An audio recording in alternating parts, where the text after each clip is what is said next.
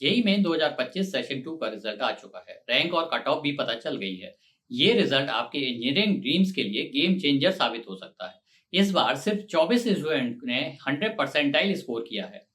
हमने सिर्फ इसलिए कहा क्योंकि पिछले साल 100 परसेंटाइल वाले 56 बच्चे थे। 2023 में ऐसे बच्चों की संख्या 43 थी। इस बार जेई एडवांस के लिए जनरल कट ऑफ में मामूली कमी आई है। ये काफी चौंकाने वाली बात है। अब सवाल ये है कि ये रिजल्ट आईआईटीज, एनआईटीज और ट्रिपल आईटीज वगैरह में सीट अलॉटमेंट को किस तरह प्रभावित करेगा। इस वीडियो में हम करेंगे इसका विश्लेषण, बताएंगे ट्रेंड्स और आपके लिए अगला कदम क्या होगा ये भी। तो वीडियो को अंत तक जरूर देखें।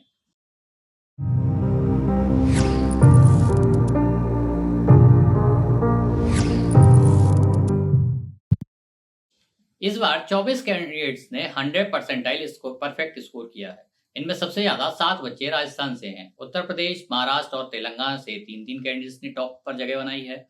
दिल्ली, गुजरात और पश्चिम बंगाल से 2-2 कैंडिडेट्स, तो कर्नाटक और आंध्र प्रदेश से एक कैंडिडेट को 100 स्कोर मिला है।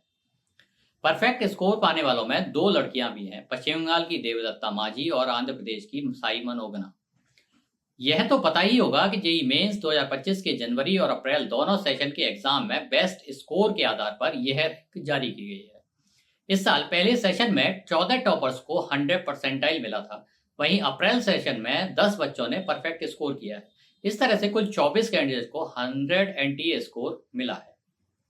जेई मेंस के कैटेगरी वाइज टॉपर्स की बात करें तो जनरल कैटेगरी के 21 कैंडिडेट ने 100 एनटीए स्कोर किया है। जनरल ईडब्ल्यूएस में तेलंगाना के वी अजय रेड्डी टॉपर हैं।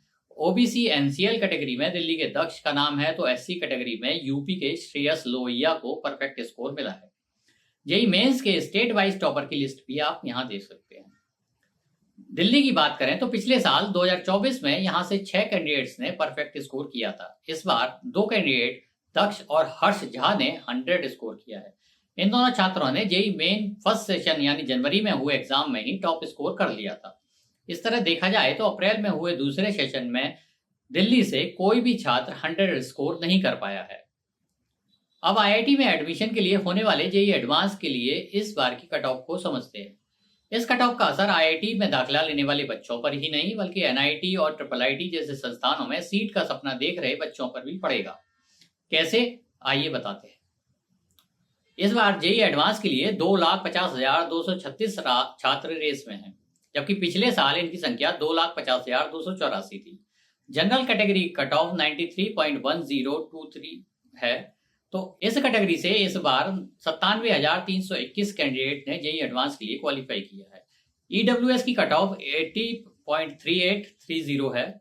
25,009 कैंडिडेट ने इससे क्वालिफाई किया है। ओबीसी एनसीएल की कट ऑफ 79.43 है और 67,614 बच्चे आईआईटी के लिए यहां से एग्जाम देने वाले हैं।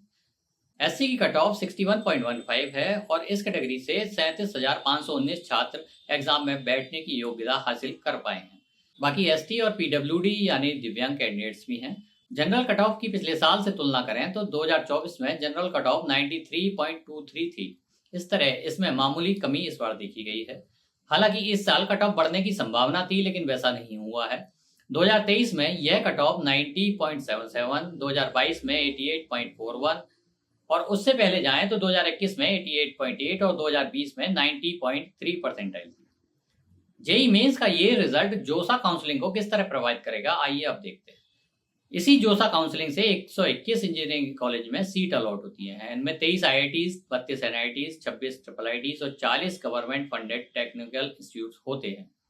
ये जोसा काउंसलिंग जून 2025 में जेई एडवांस का रिजल्ट आने के तुरंत बाद शुरू हो जाएगी। जोसा काउंसलिंग में सीट अलॉटमेंट आपके ऑल इंडिया रैंक और चॉइस फिलिंग पर डिपेंड करेगी। इस बार का रिजल्ट और कट ऑफ जोसा सीट अलॉटमेंट पर किस तरह असर डालेगा, पॉइंट बाई पॉइंट ये समझते हैं। पिछले साल 56 परफेक्ट स्कोरर थे, इस बार सिर्फ 24 हैं। ट्रेंड रहा है कि ज्यादातर टॉपर्स आईआईटीज में सीएसई, ईसीई या एआई जैसी हाई डिमांड ब्रांचेस चुनते हैं। इस बार चूंकि टॉपर्स की संख्या कम है, इसलिए इन ब्रांचेस में बाकी बच्चों के लिए भी चांस बन सकता है। टॉप इंस्टीट्यूट्स में सीट्स के लिए कंपटीशन थोड़ा कम हो सकता है। एनआईटीज में टॉप रैंकर्स के लिए हाई डिमांड वाली ब्रांचेस जैसे सीएसई, ईसीई या ईई में सीट मिलने की संभावना बढ़ जाएगी। लेकिन मिड रेंज वाले रैंकर्स यानी 50,000 से 1 लाख रैंक वाले छात्रों के लिए एनआईटीज और जीएफटीआईज में सीट्स के लिए कंपटीशन बढ़ेगा।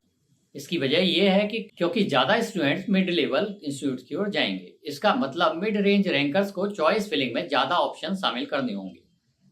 जनरल कट ऑफ में इस बार मामूली कमी आई है, 93.23 से घटकर 93.10 परसेंटाइल हो गई है। लेकिन जेई एडवांस के लिए क्वालिफाई करने वाले स्टूडेंट की संख्या ऑलमोस्ट बराबर है। इस बार 97,321 जनरल कैटेगरी स्टूडेंट्स इस रेंज में है, जो पिछले साल से थोड़ा ही कम है। इसका मतलब ये है कि आईआईटीज में सीट्स के लिए कंपटीशन में कोई कमी आने के आसार नहीं दिख रहे हैं। वहीं एनआईटीज और ट्रिपल आईटीज में जनरल सीट्स के लिए कंपटीशन इस बार भी तगड़ा रहेगा।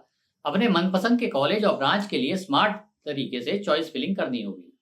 चॉइस फिलिंग की तैयारी कैसे करें, इस पर एक डिटेल वीडियो बना रखा है, उसे जरूर देख लें। जनरल के अलावा ईडब्ल्यूएस, ओबीसी, एससी और एसटी की कट ऑफ भी पिछले साल के मुकाबले स्थिर रही है। इसका क्या मतलब है? इन कैटेगरी में स्टूडेंट्स पिछले साल के कट ऑफ ट्रेंड्स को देखकर चॉइस फिलिंग कर सकते हैं। कट ऑफ में ज्यादा बदलाव न होने से स्टूडेंट्स को अपनी चॉइस लिस्ट बनाने में आसानी हो सकती है।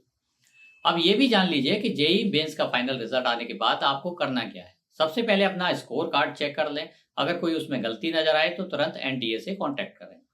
इसके बाद अगर आप टॉप 2.5 लाख कैंडिडेट्स में हैं तो जेई एडवांस की तैयारी करें। इसके लिए रजिस्ट्रेशन 23 अप्रैल से 2 मई तक होंगे। एग्जाम डेट 18 मई है। अगर एडवांस के लिए क्वालिफाई नहीं है तो जोसा काउंसलिंग की तैयारी करें। ये जून 2025 में शुरू होगी। इसके लिए जरूरी डॉक्यूमेंट पहले से तैयार कर लें, खास तौर से कैटेगरी सर्टिफिकेट पहले ही बनवा लें। तो बच्चों, जेई मेन सिर्फ एक स्टेप है, डेस्टिनेशन अभी बाकी है। मेहनत, स्मार्ट प्लानिंग और कॉन्फिडेंस के साथ आगे बढ़ें। अगर ये वीडियो हेल्पफुल लगा हो तो लाइक करें, शेयर करें और कमेंट में बताएं कि आपका स्कोर क्या है और आपका अगला स्टेप क्या होने वाला है। सब्सक्राइब करना ना भूलें और बेल आइकन को भी दबा दें ताकि हर अपडेट आपको जरूरत पर मिलता रहे। धन्यवाद।